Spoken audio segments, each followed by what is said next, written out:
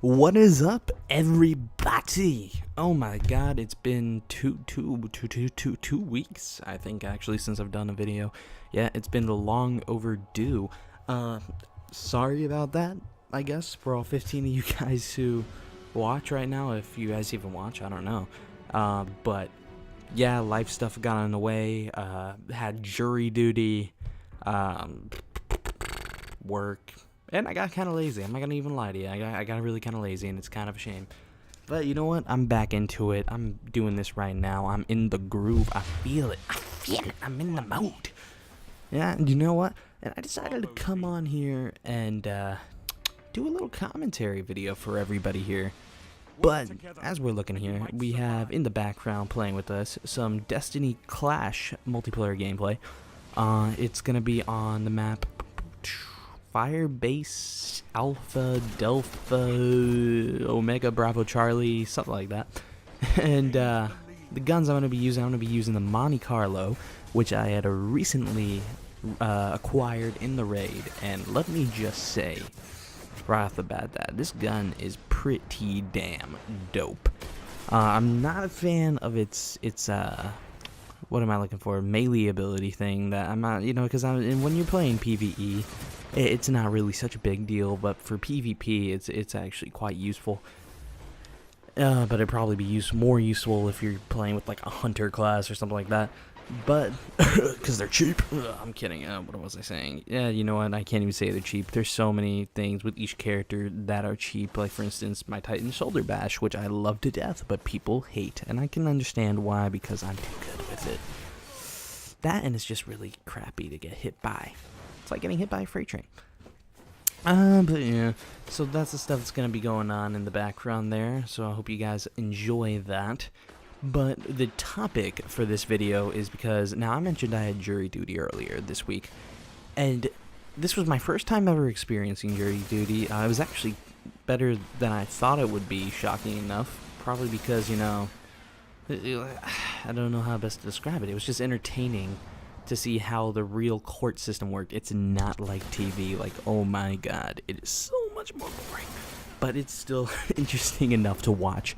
But during the midst of jury duty, I came across a revelation to myself, and that is that jury duty, I'm trying to find the best way to approach this. Jury duty is essentially the same situation you would get in if some kind of apocalypse happened. Excuse me if I butcher that word. It's one of the words I have trouble using, as well as the word burglary, because I learned that during jury duty that I suck at using the word burglary, as well as apocalypse, blah, blah, blah, something like that. But it is just like a zombie apocalypse. And the reason I say this is because when you really think about it, right? First off, when you're called to jury duty, you don't want to go there, but you're forced to go there, right? You're forced into this situation that you do not want to be in. You're crowded in a room, blah blah blah. I don't know if this has to do with the whole zombie thing, but it's like you're crowded in a room with a bunch of people you don't know. They interview you, all this crap, whatever, and you're stuck with this group of, for me, it was 6 other people. Now, you're stuck with this group of 6 other people until the end of the case. In our case, it was a criminal case. The guy was like a kidnapper or something like that. And you have to, now, the reason I say it's like being stuck with a survivor group is because at the beginning, you don't know these people at all. Like, they are complete strangers to you. I think it was just me and one other guy were like 2 young guys in a party of old people, and like 1 younger lady who was not that much. She was like in her mid-30s or something like that. But the reason I say it's like that is because you don't know this group of people. You just met them. Now, you are forced to cooperate with this group, know this group for the next, for our case, it was 4 days. You are forced to know this group for 4 days. And let me just say one thing. You learn things about this group that you never thought you would know. For instance, one of the old guys there, which... and this came as a really big surprise to me, was, how should I say, like, this guy looked like your typical average Joe, working 9-to-5 job as a plumber or whatever. And I'm just talking to him one day, blah, blah, blah. We're just talking about what the things we like and all that. And I'm talking about, oh, I like anime. And he's like, oh, I watch anime. He goes over this bunch of different shows that I was very surprised that he watched, like Death Note, and a bunch of other shows like that. And you being stuck with this group, you just learn things you never thought you would know about them. And if that's not enough, you also learn which ones are the psychotic ones. Now, in every survivor group, there is that one person who is like, at first they seem completely normal, completely sane, but then as you get to talk to them, you realize that they're the one. They are the one that is going to keep you there for 4 days. Yes.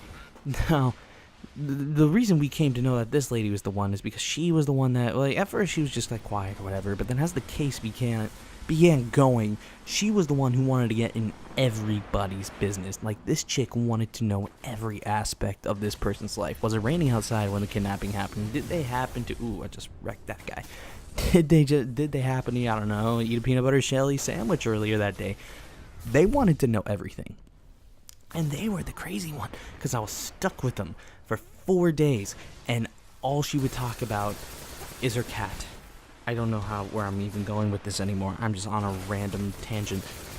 But you're stuck with this group, and you are forced to overcome these trials and the tribulations, I guess is one way you could talk about it, as you're forced to talk about this case and deliberate and discuss it. Now, you can't talk about what's really happening for the first few days, which is a lot like any major thing.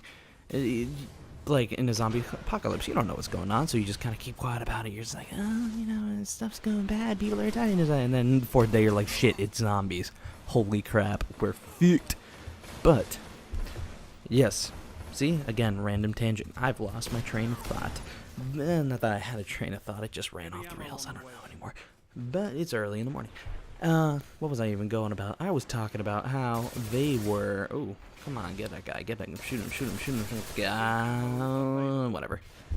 But anyways, yeah.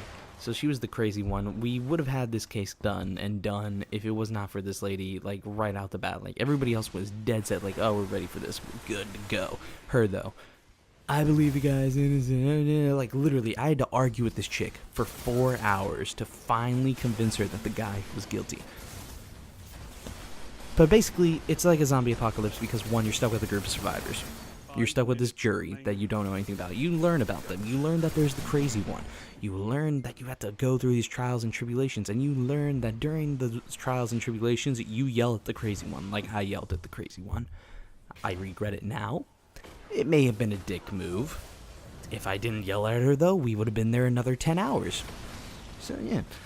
And at the end of the day, the group gets split up by some other reason and whatnot. In our case, it was just us finally getting out of there. And we go back to our normal lives. That's like the happy ending. See, I guess that's kind of where the similarities with the whole zombie apocalypse. See, I told you I would butcher the word.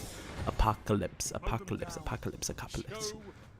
Yes, as I was saying, though, that is like where the similarities probably end. But yeah, so basically this video was just me just going on a random tangent and having fun with it, watching myself pwn and get pwned. Like, I just got pwned right there. I should have had that guy. What was I doing? I should have reloaded. I don't even know anymore. But so, kind of an update. I am going to try to set out a schedule for videos. Me and my friend Ben do want to do, we want to continue the Zelda Let's Play series.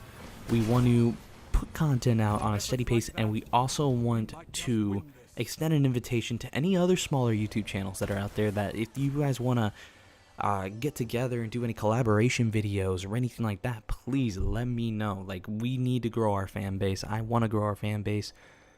And it's just not, we're stuck in this loop of nothing's happening, and it sucks because me and him are putting out these videos and we're trying to, you know, enjoy it. And there's people who've been doing this a lot longer than us, but it doesn't mean we want to take as long as they have. But other than that, guys, I hope you guys enjoyed the video, enjoyed the gameplay, and other than that, I got nothing else to say, so JC out. Peace.